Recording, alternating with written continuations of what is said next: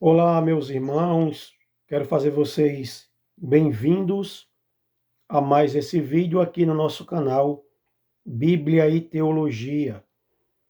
Eu peço a você que se inscreva nesse canal, que compartilhe os nossos vídeos com outros cristãos, para que o nosso canal ele venha a crescer e mais pessoas possam ter acesso a um conteúdo cristão comprometido com a palavra de Deus. A gente vê que tem muitos canais por aí que difamam o evangelho, que distorcem o evangelho. Infelizmente, muitos crentes seguem esse tipo de conteúdo sujo que não traz nenhum proveito para nós. Enquanto canais comprometidos com a palavra de Deus e com o evangelho rasteja para crescer, não é verdade? Então, vamos mudar isso. Nós que somos crentes em Cristo Jesus, vamos procurar dar honra àqueles que têm honra e honrar a palavra do Senhor, divulgando trabalhos que venham é, engrandecer, valorizar, estimar a palavra de Deus. Meus irmãos, o tema que eu vou tratar hoje é um tema atual, da Bíblia Sagrada, que é sobre as profecias bíblicas. O que acontece? Nós estamos vivendo no tempo do cumprimento das profecias, principalmente as profecias do Novo Testamento. O apóstolo Paulo, por exemplo, em algumas de suas cartas, ele vai falar de tempos trabalhosos, homens amantes de si mesmos, avarentos, presunçosos, ingratos, sem amor para com os bons, mais amigos dos prazeres do que amigo de Deus, tendo uma aparência de piedade, mas negando a eficácia da mesma.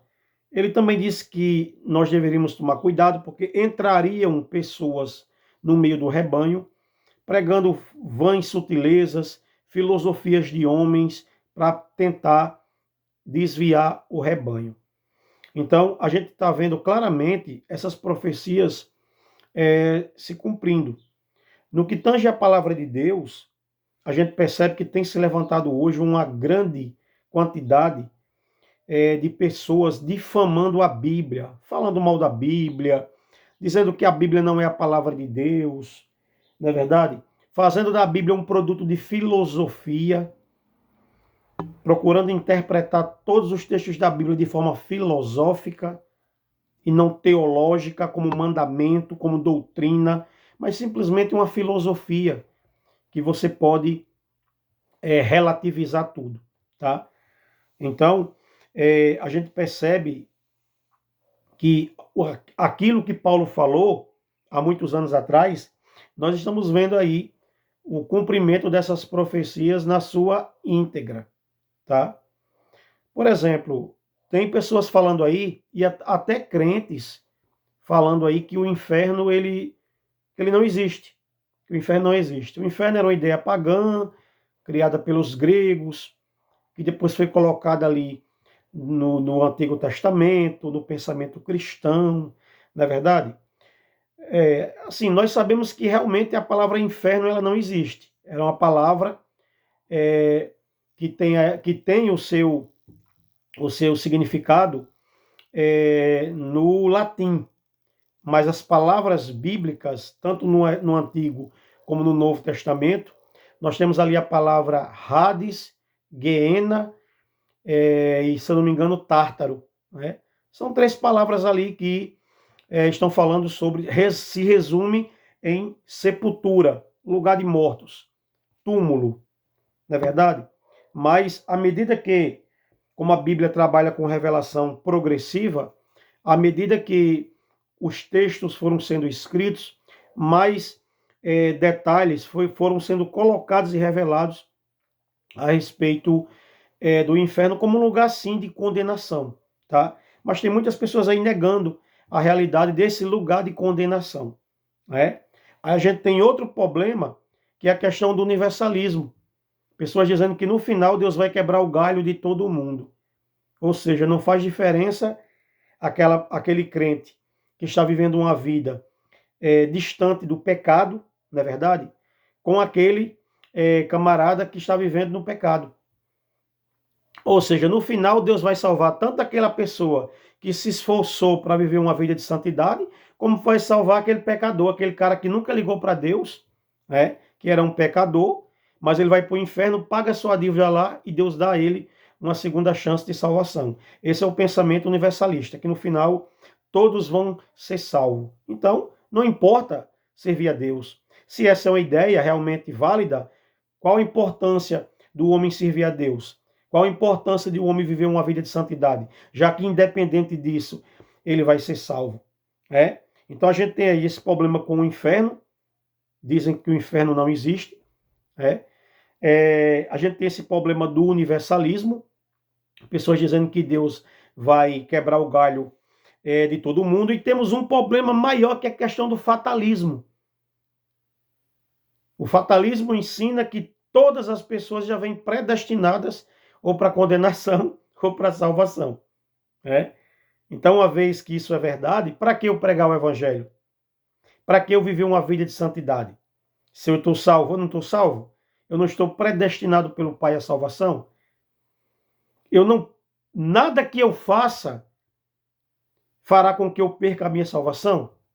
Então, eu posso viver uma vida de pecado, de depravação moral, espiritual, mas se eu sou um eleito, no último dia Deus vai me salvar, porque eu fui escolhido. Não é isso que os fatalistas ensinam? Que o predestinado ele não perde de maneira nenhuma a sua salvação? Então a gente tem vários... Agora, o maior problema é que essas ideias não vêm de pessoas de fora, de humanistas, de filósofos ateus, não. Vêm de cristãos. São cristãos que dizem que amam a Deus, que dizem que amam a Bíblia, que dizem que tem a Bíblia como palavra de Deus. Vem dessas pessoas, essas ideias aí. Aí eu pergunto, isso não é um cumprimento das profecias bíblicas? Paulo já alertava que iria acontecer essas coisas. Então, qual deve ser nossa posição diante de tudo isso que está acontecendo diante dos nossos olhos? É protestar, é refutar, é ser contra. Tá, meus irmãos? Não é cruzar os braços e ficar rindo e achando que é normal, porque não é normal. O apóstolo Paulo disse, até importa que haja hereges entre vocês para que os verdadeiros crentes se manifestem. Ou seja, se oponham a esses tipos de ensinamentos.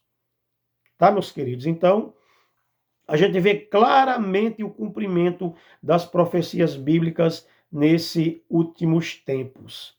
E eu te pergunto, você é um defensor do Evangelho?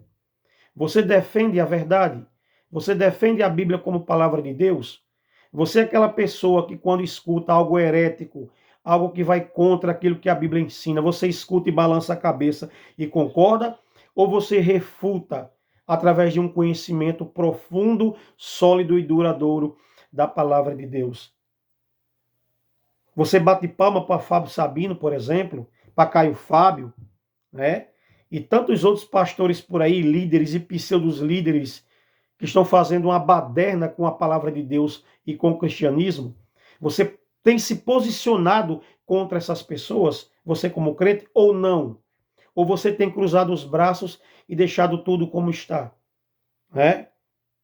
A Bíblia diz que os tímidos não herdarão o reino de Deus. O tímido não é a pessoa que tem dificuldade de falar. Não é a pessoa que tem vergonha de falar. É a pessoa que, diante dessas questões, simplesmente cruza os braços, não quer fazer nada, acha natural. Nós vamos ser cobrados, irmãos, por isso. Nós vamos ser cobrados pela forma como nós estamos tratando com o Evangelho, com a palavra de Deus. O apóstolo Pedro disse que nós deveríamos estar sempre preparados para responder com mansidão e temor qualquer que perguntasse a razão da esperança que há em nós. Há uma carência muito grande de apologistas no nosso meio. Muito grande mesmo. Até os apologistas de hoje, eles atacam mais pessoas do que defendem doutrina. Essa é a realidade dos apologistas aqui no Brasil. Eles atacam mais a pessoa que está com a heresia do que a heresia. O propósito do apologista não é atacar o herege, mas as ideias do herege. Mas os apologistas de hoje atacam mais os hereges, a pessoa do herege, do que aquilo que o herege está pregando. Infelizmente. Então, que Deus abençoe você, que Deus abençoe a sua família. Muito obrigado a você que assistiu esse vídeo até o final. Deus abençoe, até o próximo vídeo, querendo o nosso Deus.